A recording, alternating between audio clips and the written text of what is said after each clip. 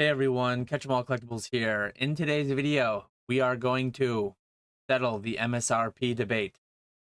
I doubt we actually will settle it, but I will just give you Dan's thoughts, perspectives, feelings, all that stuff. My business strategy around MSRP. It's been the hot topic of late. I'm super late.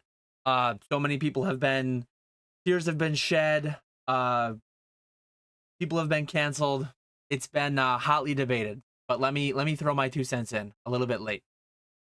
Overview. It's going to be a longer one, so you can time travel in the description if you'd like. I'm going to give you a quick history lesson. I will talk about the crux of the issue.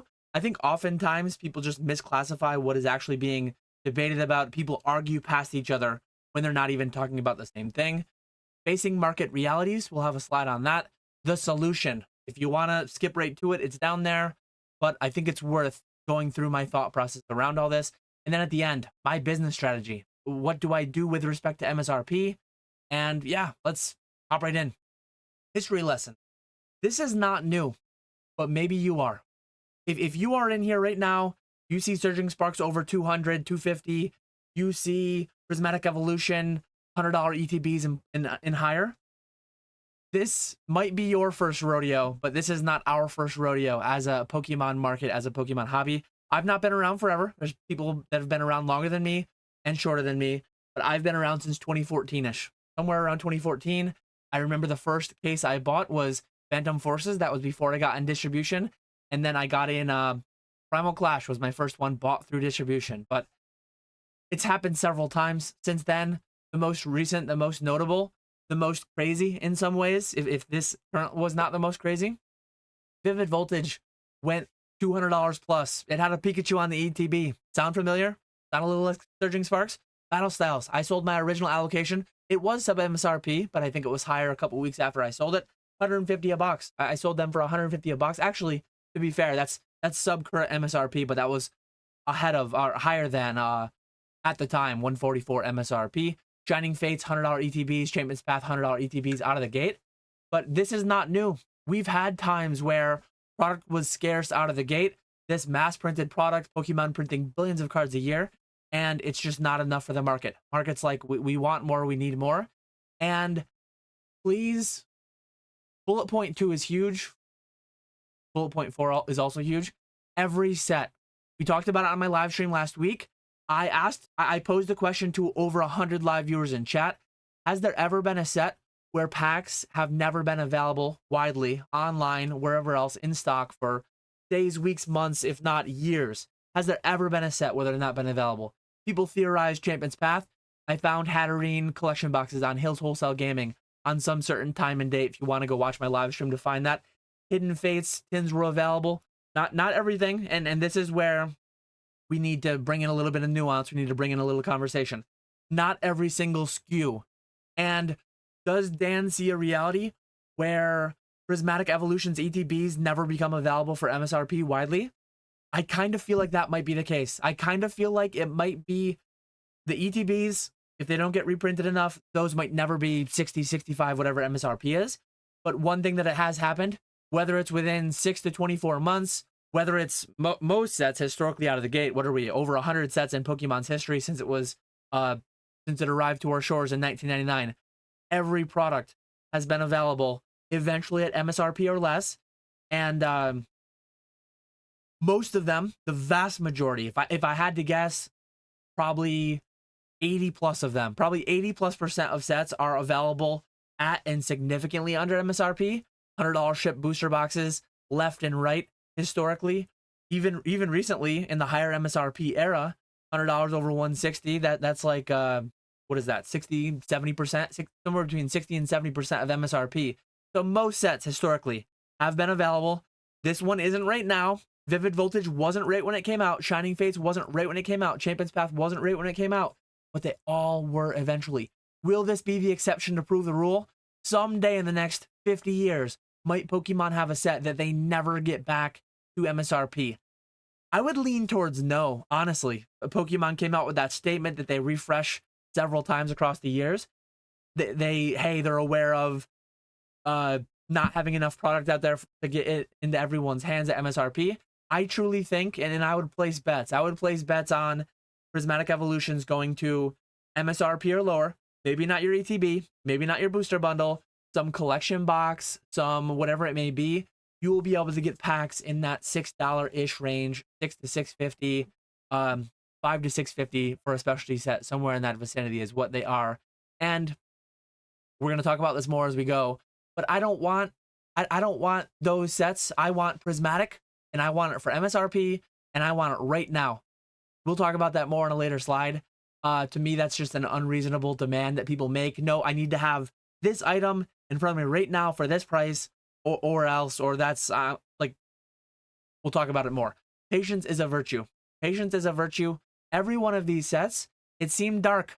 Trust me. The same videos that are being made on YouTube right now, the same cancellations, the same, all the same drama was going on around Vivid Voltage. All the same drama was going around on these sets. And then how silly did it look? Most of the people that were making all that noise, making the videos themselves, making the noise, making the drama, making the death threats, most of those people were gone by the time Vivid Voltage was available for multiple years at MSRP and less. It's just so silly how we have to go through this time and time again. But here we are.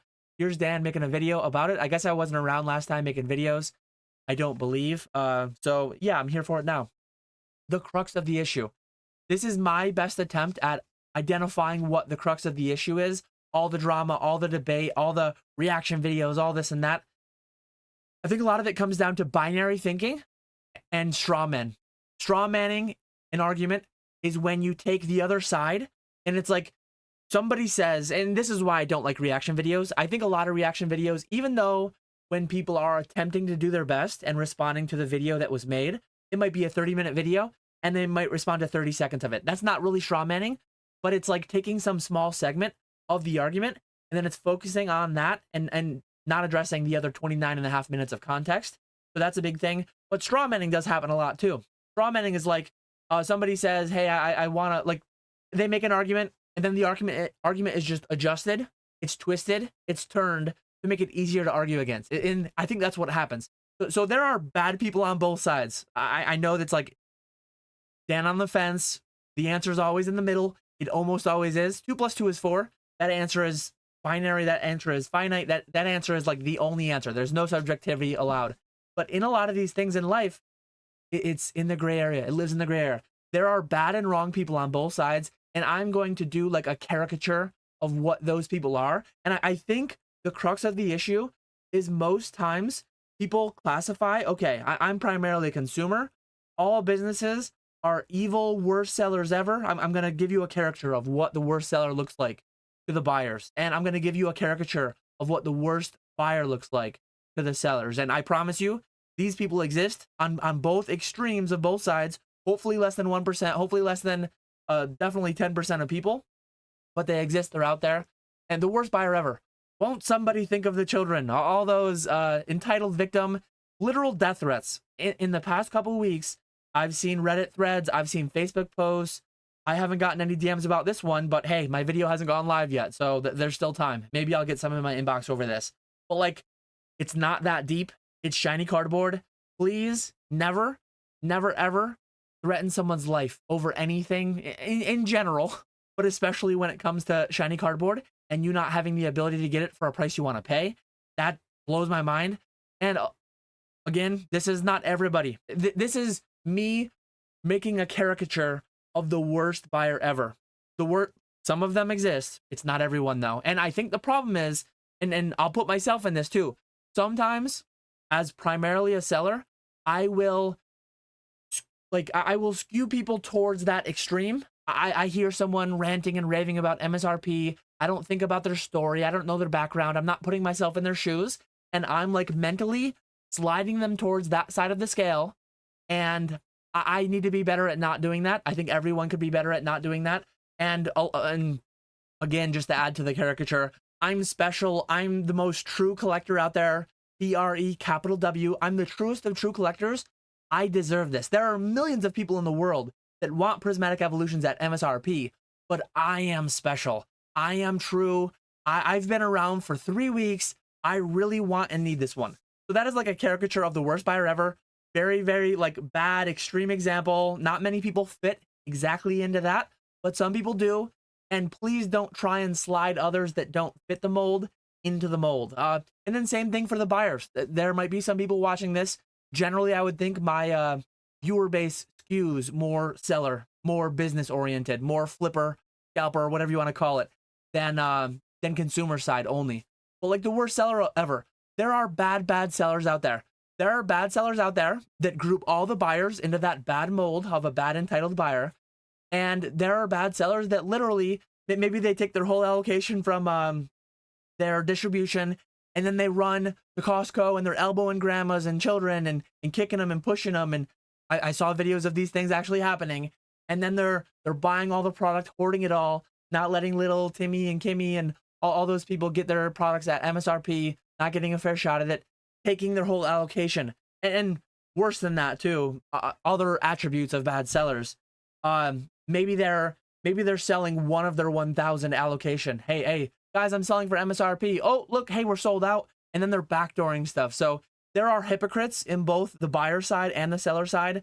Don't be those people. Don't be the bad caricatures that exist on the extremes. And if you're on one side primarily, I'm more on the seller side, don't lump everyone into that bad buyer behavior, bad seller behavior.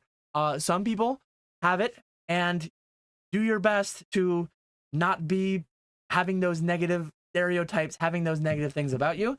And yeah, generally speaking, most people in the hobby are logical, reasonable to some extent. Most people have most people in the hobby, buyers and sellers alike, have reasonable motives, have some amount of morals, have some amount of all that stuff. And way too many times, it's just distilled down to, from the buyer side, you're above MSRP, you're a monster.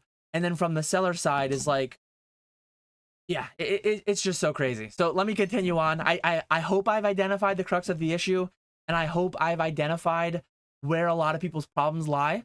I think a lot of people's problems lie just thinking very from their own perspective, which obviously you are you're gonna think and exist in life as you are the center of your own universe, but you can't let it completely ruin your ability to see other people's perspectives and yada yada so on. So let me continue on. Nuance and gray area and facing market realities. I actually saw somewhere, I saw a video out there where people were like filming people in line while they were within the same line, saying like, look at this guy out here, he's probably gonna scalp. It's like, you're in the same line as him, filming store owners selling product at market price.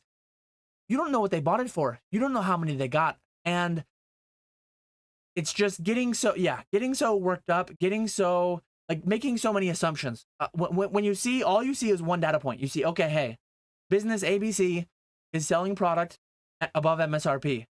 You don't know what they paid. You don't know if they got that for wholesale. You don't know if they ran out of their allocation. Maybe they ran through their entire allocation at MSRP and then they rebought. So right here, 5 minutes before I started recording the video, I can buy 151 UPCs from distribution, $265 a piece. I can buy Temporal Forces booster displays, only 2 a week, for $150 a piece. Oh wait, no I can't. They're out of stock. And one thing I want to add to, some amount of buyers think that the wholesale price on this stuff is like $50 a booster box. I pay $90 to $96 per booster box normally. So when I got my original allocation of Temporal Forces, I would have paid $90 to $96, usually about $92.50.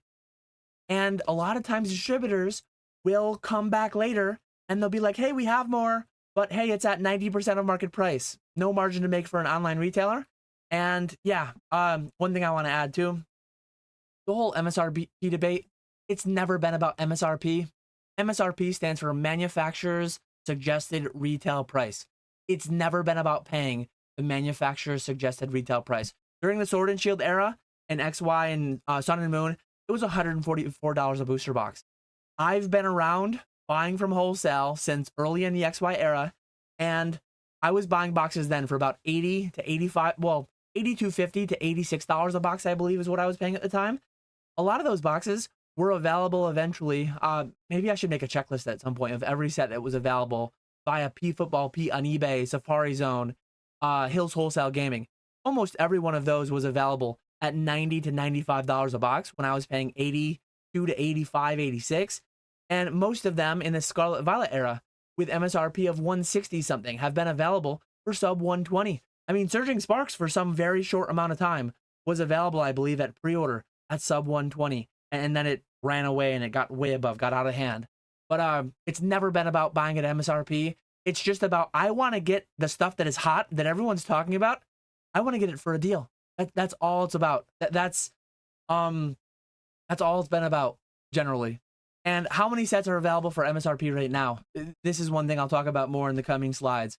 But like, we're focusing so much on Prismatic. It's the latest, it's the greatest, it's the best set of all time, as they all are when they launch. But one reality you need to face, I titled this Nuance and Gray Area and Facing Market Realities. People are buying it. I could kick and scream, I could fall on the floor crying all I want that, oh man, my distributor is scalping me for $150 a box on Temporal Forces. Other people bought it. Who am I to say what they should sell it for when other people decided to buy it? And giving more nuance to it too, it goes all the way to the top. So I'm not an LGS, but like I'm an online retailer. I have a rip and ship operation that goes through Fanatics Live. PK and Pong are live every night. And I occasionally will get a distributor to reach out to me and offer me product at nearly market. And it's there and I can buy it, or I can say goodbye, or I could buy it. BYE or BUY. And there's also times that they say, hey, Dan, you usually buy booster boxes at $92.50. Here's a booster box for $92.50, but you have to take 12 Battle Academies, 3 cases of Battle Academies at $12.50 a pop at wholesale price for that. So I've heard this too, not directly. So to be fair, this is like indirect, this is third-party information. But I've heard that distributors get bundles offered to them from Pokemon themselves. So Pokemon prints all this stuff. For whatever reason, they print all the battle decks, they print all the Battle Academies. I know what the reason is, to get the cards into the hands of the players and this and that. Like, good stuff to grow the player base and all that. But distributors themselves will bundle, hey, you want 25 pallets of Temporal Forces booster boxes? You want 25 pallets of 151 UPCs? Well, you're going to take all these Battle Academies. You're going to take all this. You're going to take all that. And we're going to sell it all for our normal pricing, but it's going to be delivered to you in this way. I could be wrong here. I don't think I am. But I don't think distributors will ever charge, I don't think Pokemon will ever charge distributors some fraction of market price. I think they always price it like the same way. But they will sell them like, hey, here's a bunch of lower quality stuff that we couldn't get rid of otherwise. So we're going to make you take it at the full price you normally pay to get the goods. And then distributors just pass that down the line. So when you walk into a game store and you see a Prismatic ETB at 100, you don't know if they paid 30 for that one. I paid 30 for my first 150-ish Prismatic ETBs. I paid $30 an ETB. That's what I've always paid. I mean, going back to Sword Shield, it was lower than that because the MSRP is higher now. But all of Scarlet and Violet, I've bought specialty set ETBs at $30 a piece. And I bought my Shrouded Fable at that. I bought my 151 at that. But yeah, it again, it goes all the way to the top. Supply and demand exists. Getting so mad over people buying things that they want for a price they're maybe not happy to pay, maybe not thrilled to pay. I had a bunch of comments on one of my shorts where, who do you think's happy to pay this? Like, if you're that unhappy to pay it, don't pay it. Nobody needs any of this stuff, is where I come from. And yeah, continuing on. Other examples in life. Pokemon is not unique. Pokemon is not the only thing that faces this MSRP issue, this scalping, this whatever. It is a symptom, and it is not unique, I promise you. Countless examples from life. One I gave before. Taylor Swift concert tickets. Everything is subject to supply and demand. Everything is governed by supply and demand. Taylor Swift can only play so many concerts in a year. Each venue only holds so many people. And I went when she opened for Rascal Flatts to the New York State Fair. I paid about $80. I'm a TREW, capital W, Taylor Swift fan. And I could stomp the ground. I could kick my feet. I could do whatever I want over, hey, I saw Taylor Swift for $80 before. Maybe index it for inflation to be fair. I want to pay $150. almost double the price. I want to pay $150 for a Taylor Swift concert ticket. They don't go for that. Supply and demand. She's more popular. It's bigger. I've got to share her concerts with more people now.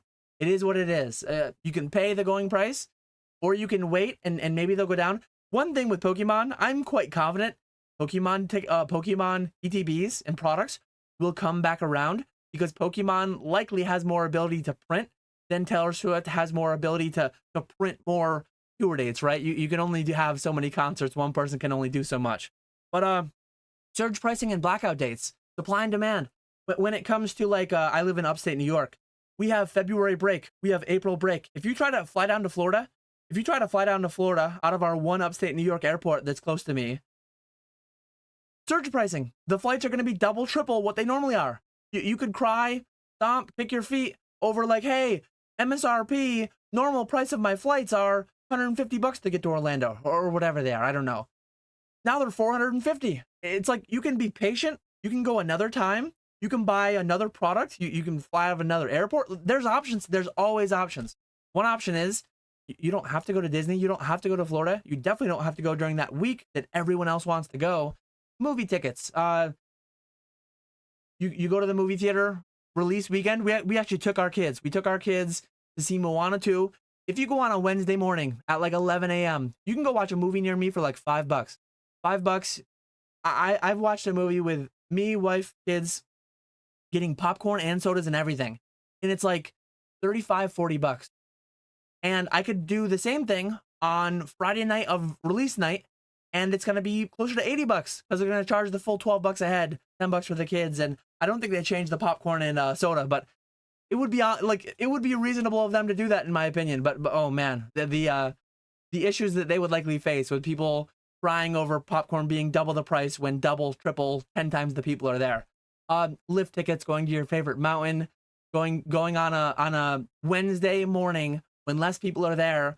Maybe make the analogy to a less popular set that's just sitting there. Battle Styles recently sold out on Pokemon Center, so things are the pickings are getting slim, to be fair, but there's still things out there. There's still options out there. And Disney itself, if you've got a week where tons of schools across the country are out of school, if you've got times where holidays, things are going to be more expensive. That's just the way that it goes. Weekends, things are going to be more busy. Things might be more expensive because of it. It's just supply and demand.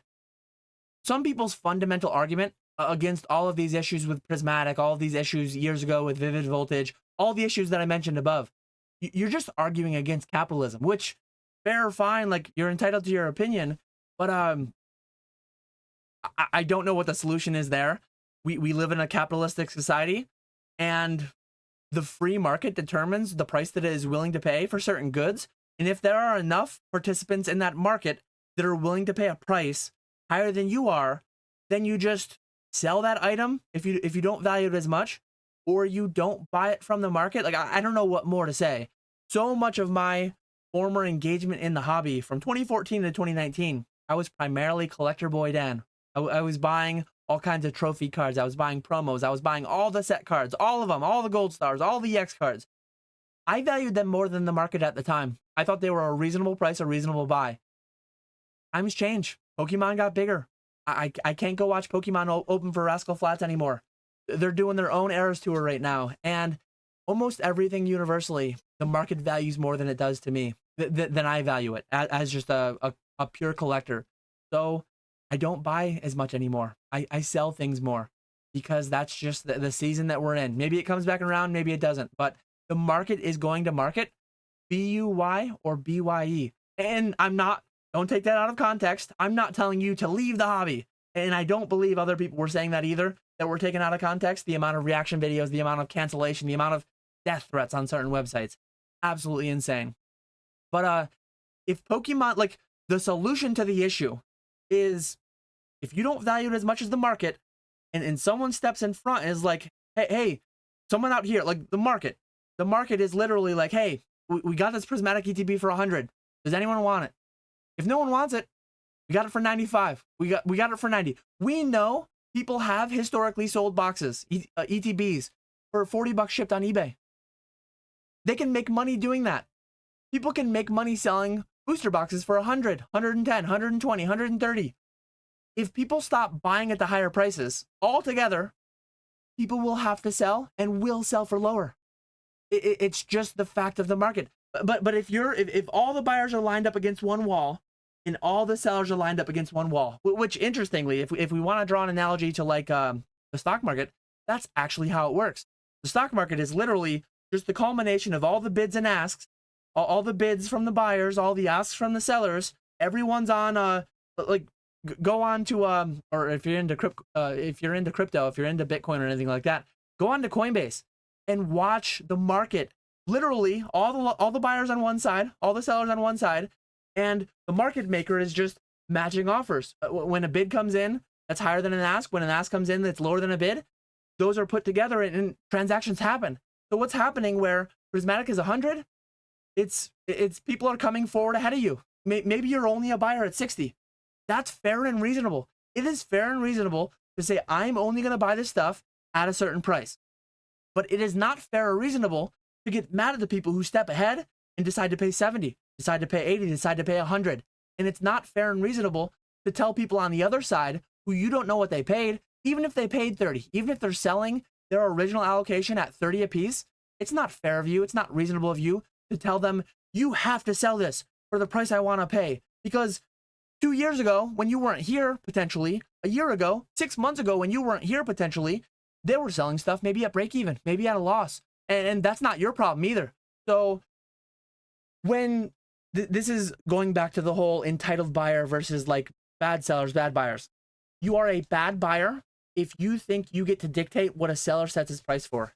That is unreasonable. If a seller decides for the community, for the moral high ground, whatever they want to do, if they think it's better of them to sell for MSRP or sell for whatever arbitrary number below market price, go have at it. Like, go buy from them. They'll sell out very quickly. And then what do you do from there? Like, some people think the solution is everyone sells everything at MSRP. And historically, this is a funny part too. If you could tell every LGS, every online retailer, every rip and shipper in the world tonight, if you could tell them starting tomorrow morning, you're going to only be allowed to sell for MSRP for the next decade, every single business in the entire industry would shake your hand and they would say, I love you. Thank you for that. This is going to be an amazing new world that we live in. The consumers think they want it, but they only want it when it benefits them. And historically speaking, things not being sold for retail price out of the gate, you are way further ahead as a consumer. You have the option. There's 100 sets. There are 10, 12 sets in print at any and all times. Buy whichever ones you value the most. You don't have to do it in order. You don't have to do it when everyone else is trying to do it on the newest set. But if you do, it's spring break. Everyone's flying out of Syracuse to go down to Orlando. The tickets 6 months ago, yeah, they were $150, but now they're $600 because there's only so many planes that can fly out of a little airport. Like what are we arguing about? What are we talking about? What are we doing? It is supply and demand. Pokemon can print more. Syracuse could expand the airport, but to some extent, and there are similar risks for both. So if Syracuse were to expand their airport to meet the demand of spring break weekend, they would likely lose money and be worse off for it 5-10 years down the line, because there's not going to be that much demand in perpetuity, and there's going to be risks, and there's going to be issues, and there's going to be additional costs having that much bigger of an airport. Pokemon is smart.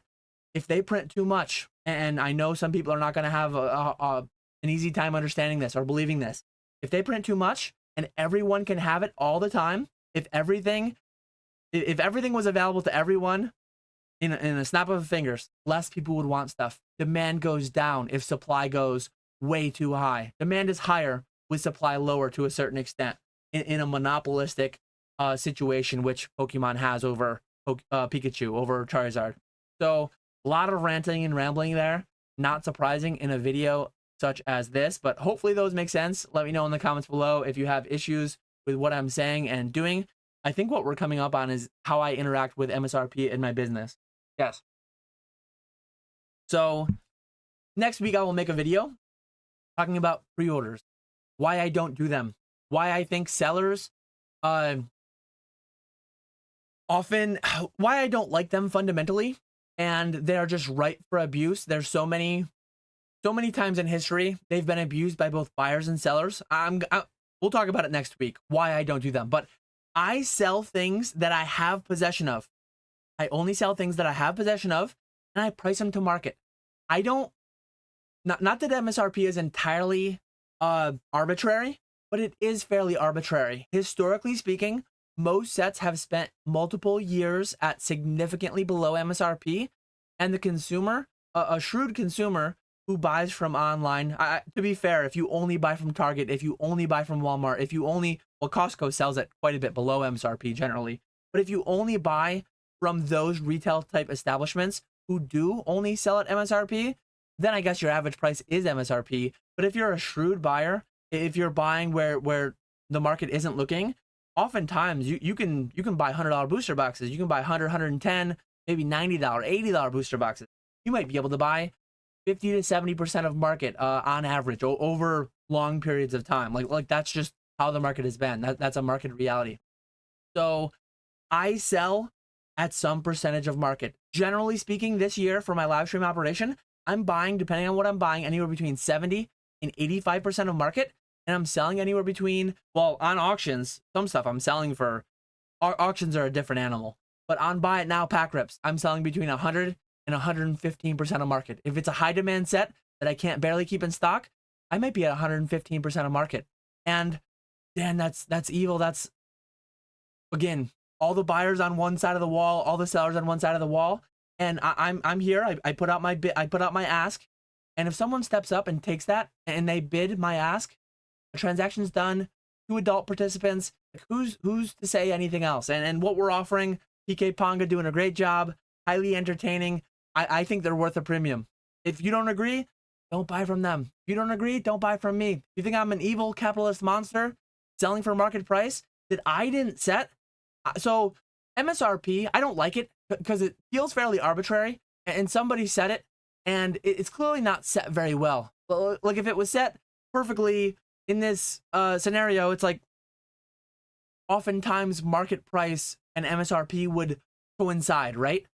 Generally speaking, they don't at all. Generally speaking, it takes a couple years to get there. So like, why would I deal with this very inefficient, seemingly arbitrary price when I can just go buy market price, the sum of everyone's opinions? Millions of people all decided cumulatively that we value this item at this price. Yeah, I like that one better. And again, as I said earlier, oh, Dan, you only like it because prismatic is so expensive. You're disgusting. You're selling prismatic for triple what you paid for it. Yes, but that's the exception. And I sold the first prismatic I got at triple what I paid for it, or quadruple what I paid for it. I'm currently buying prismatic at $9-10 a pack. So I'm making the same margins. And yeah, let me continue on past the first bullet point because I'll loop back around on prismatic. My first wholesale orders were on Primal Clash and Roaring Skies from distribution. I was buying those boxes for $82 to $86 a box because MSRP was $140 at that point. And I've been around for 11 years. Trust me, going back to the first slide, we've been through this before. We will make it through it. We will come out the other side. Maybe some people will leave. Some people will get mad at others. Some people will be canceled. But I'm quite confident as I say this. Most of the people making the noise around Vivid weren't still around when Vivid became sub MSRP. Most people making the noise right now on Prismatic will not be around in 6 to 24 months ish. I'm estimating, I'm speculating. In 6 to 24 months, when Prismatic is around, people won't be buying it. The people that are crying about not being able to buy it right now. It's just so weird. It's Groundhog's Day all over again. We're doing it again. And oh, well, Dan, that's old news. I don't want that anymore. I want Journey Together. I want Rocket. I want whatever the next set is. It's just crazy. Crazy how we go through these same cycles. And yeah, I weather the storm when it's not profitable. In the 11 years I've been in the hobby, I wish I had this data to give you, like, this is an estimate, but I estimate that 70% of the last 11 years I've been in the hobby, there's been multiple products on Football Pete's item list, or Hills Wholesale Gaming, or Safari Zone, wherever, that I can't even sell for that without losing money. Like most times the consumer can get in, not, I'm going to give you a percentage here. Most times the consumer, on 80% of products probably, the consumer can get in, not at 100% of MSRP, but like probably 100 to 110% of wholesale distribution. I've spent over $1 million over the past 11 years with my 2 distributors, and there are people that get access to that pricing through the consumer markets on 80% of sets. Like it's mind-blowing. And then the 20%, like the sellers are eating it, weathering the storm, having like LGSs are closing up shop, and then the second that LGSs get a chance to make some money, they're getting recorded, they're getting canceled over selling booster boxes and ETBs and stuff. They're buying at 90% of market on their distributor just to keep something in stock. So like, and this leads me into the next point. If I were to just follow what some consumers want me to do, sell everything at MSRP, so it's like I would have been out of Prismatic since 10 days after release. I think within 10 days we ran through my original allocation. And then to me, that makes me a bad seller. My goal as a seller is to have all desirable SKUs in stock. I want to have every set in stock all the time. I want to have the best selection on Fanatics Live. I want you to come in. I want to hit a Gengar VMAX. Fusion Strike right there. Is it a little bit more expensive than other people sell it for? Probably. I'm probably not the cheapest on any singular item that I have in my buy it now on Fanatics Live. But I'm not forcing you to buy it either. It's there if you want it. Maybe there's some discount codes. Maybe you got your PSA code. Maybe you're getting it for free. But who cares? But maybe you go to someone else and get cheaper stuff for free. So you're getting more stuff for free. That's all fair and fine. Like I never am telling people to invest. I'm never telling people to buy. I'm just, here are my wares. Buy or buy. B-U-Y or B-Y-E.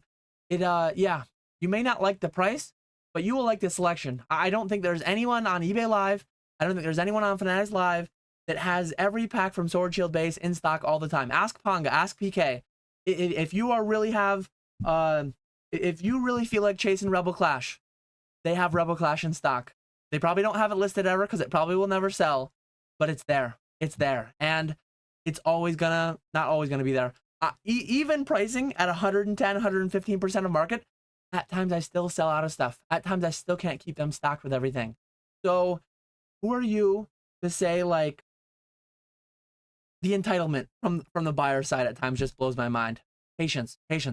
Dan, I only want Prismatic though. I don't care. You're telling me to go buy singles. You're telling me to go buy this. You're telling me to go do that. That's entitlement. That's like, that's just mind blowing. It's like you have all these options. You have all these things. I gave you all the analogies of other things in real life. Launch weekend of a PS5. Launch weekend of a brand new game. I want this now. Like there's only so many. 10 times as many people want it that were manufactured for launch. So it's like the only way to solve that in a capitalistic society is who values it the most, who's going to pay the most. Like that's what we live in. If you want communism, it's pretty dark. As I said, 12 billion cards printed last year. You only get 1.5 of those. 8 billion people on the planet. You get 1.5 cards a year. If you want communism, take your 1.5 cards. MSRP of a pack is about $5. So a pack is about a card is about 50 cents. Trade your 75 cents for 1.5 cards, and then there's your communism that you want. Like, I don't know what else to tell you. I don't know what else to tell you. And then I listen to the market. If I'm selling for too much and no one's buying, if PK goes live, if Ponga goes live and no one buys, I will have to lower my prices. If I lower them to a point where I'm making no money and it's still not selling, I'll have to come up with a different business model. But right now, I'm I'm listening to the market. If I'm doing a buy list at 70% and PK and Ponga are running out of product because no one's selling to me at 70%, I start paying 75, I start paying 80, I start paying 85. If everyone holds out together, I'll be paying 90, 95, 100% of market, right? And then if on the sell side, people aren't paying 110, 115% of market to where I can make any margin, like I don't listen to arbitrary MSRP prices. I don't listen to what buyers tell me buyers tell me I should sell product for. It's like, this is all arbitrary. It's all luxury goods. No one needs any of it. So that's my business strategy. That's the way that I see this and think about it. And like, I hope nobody clips me out of context. I hope I don't get canceled. I hope like maybe somewhere 30 seconds in this, I stumbled over my words. I said something the wrong way, but I think I can stand by all this. And if somebody disagrees, have me on your channel. I'll have a live stream debate about this. I just fundamentally think that these are all like logical, reasonable truths. And it's just, yeah, it's weird to try to dictate how others are going to act in a market. And one thing that I mentioned to kind of close it out is I sold out of my original allocation of Prismatic. Yeah, Prismatic. Over a month ago, or a few weeks ago at least. I forget exactly what the launch date of Prismatic was, but I sold out of all of that, and then I've been buying at 85% of market. I bought 2,000 packs the other day for $10 a piece. At some point, I think, and maybe I'm wrong, maybe Prismatic is the first set in Pokemon history that does not become available for some MSRP, but I don't think that will be the case. At some point, I'm gonna kind of take a bath on some amount of my inventory over the past 6 months, 12 months, whatever. Like, don't feel bad for me. Some people would laugh, and it's like, okay, whatever. I'm glad you get some kind of... People get weird. People get weird. But some amount of people would take pleasure in me losing... Say Prismatic had a massive reprint come out, and say it was $10 a pack, and it goes down to $5 a pack. I've got about 3,000 in inventory right now. I'd lose about 15 grand. Well, I sold my first 2,000 packs allocated to me for $12 a piece, so it's like I made 20, 30 grand there that I shouldn't have, right? Historically, I wouldn't have, but I did on this one. So it's like when things go up, I'm just interacting with the market for the price they're setting. And then when things go down, I'm going to interact. I'm not going to get stubborn. I'm not going to keep my Prismatic packs at $12 a pack when I paid $10 and the market goes to $5 overnight. I'm not going to do that. I'm going to price them for $5.50, $5.60, about 110, 115% of market, regardless of what I paid for them. I'm not going to get stubborn. I'm going to be like, they're going to be there. They're going to be available. So if you can take issue with that, please let me know in the comments. I reply to all my comments. I'll have a back and forth with you. I'll come on your channel. We'll have a debate, respectful, reasonable debate if you'd like to. But I can't wrap my mind around how anyone can have issues with like the statements that I was making. I understand the reaction videos, some of the things that were taken out of context. And I'm not one to do reaction videos, but I did watch Nostalgianomics' video. I watched Pokey made a couple of videos about it. And people were like, there's no way distributors are selling it to you for this. This guy's lying. The guy's not lying. I showed the receipts here. I showed the screenshots. Distributors sell for market price sometimes. But anyways, I watched Roxandy's video about it. I watched Opossum Buzz video about it. I watched multiple takes on it. I watched random people that I'd never heard of responding to Alex, responding to this, responding to the response of the response. It's like, what are we doing here? What are we doing here? That's why I don't like reaction videos. But anyways, in all of them, I think I agreed with, on the lowest end, there might have been some people that were too close to that like very entitled buyer, or that like very bad, naughty, elbowing people in the face seller. There might have been people that I only agreed with 30% of what they said, but like people that I knew that made videos about it, I probably agreed with at least 80% of Alex's video, and I probably agreed with at least 80% of Opossum's response to it, and Roxanne's response. And I'd have to like re-listen. It's been a couple weeks now, but you shouldn't ever blindly take anything anyone says as gospel, myself included. Like, I hope nobody listened to this whole video and agreed with me 100%. I think a lot of things I said are just like fundamental truths in a way. I think a lot of them are fairly like logical, but I'm also not in your shoes. And I do see things from a warped perspective that is my own, molded by my own experiences in the hobby. But yeah, a lot of different people out there, a lot of different takes. And yeah, this is mine. This is me throwing my 2 cents in. Next week, I will talk about pre-orders and why I don't do them. It should be a fair bit shorter. I am shocked this got to 45 minutes, but here we are. If you made it all the way, give me a rocket emoji. Rocket emoji. I I truly, and I forgot to put this on the final slide, but wrapping up, I truly prefer when prices are more like reasonable. None of it's very reasonable. It's all arbitrary. It's all like children's cardboard. But I truly would prefer Prismatic be $70 ETBs because like out of the gate, I made a lot of extra money, multiple 5 figures extra money over what I should have and would have historically made. But the amount of additional drama, the amount of additional, like I sold some Prismatic ETBs at MSRP. One of the most dramatic, one of the most like toxic environments I've been around in the past 90 days in the hobby was when I was selling like 30 to 40 Prismatic ETBs on the base set box break stream for MSRP. People were fighting with each other because some of them got it, some of them didn't get it. I gave some away for free. People were getting mad at the people who got them for free. People got mad at the person who got 2 of them for the cost of 1 at MSR. Like one person got 2 of them, half MSRP each, so they paid like $60 or $59. They paid $59. They paid for 2 ETBs. And people in chat were getting mad at them. What are we doing? This is madness. This is madness. And there were more people in the stream than I had allocated to me of ETBs of Prismatic. And I'm one little small guy on one little Fanatics live stream. So it's just crazy. I would rather Prismatic be 70, 60. Dan, no, you wouldn't. You made 20 grand selling your Prismatic, scalping your Prismatic for $12, $13, $14 a pack. But I'm going to lose a bunch of money when it goes down too. So it's like, I would have rather it just been $6, $7 a pack. The true solution of this is Pokemon printing more. But to be fair to them, if they gave everyone what they wanted in the game piece army, if they gave everyone what they wanted, it would kill the hobby. Pokemon would cease to exist within a few years if everyone could have everything from all of this. People don't believe it, but that is a fundamental truth. If everyone can have it, less people want it. If everyone can have it to like some obscene extent, then it'll all just fall apart. It won't be profitable for Pokemon, and Pokemon will cease to exist.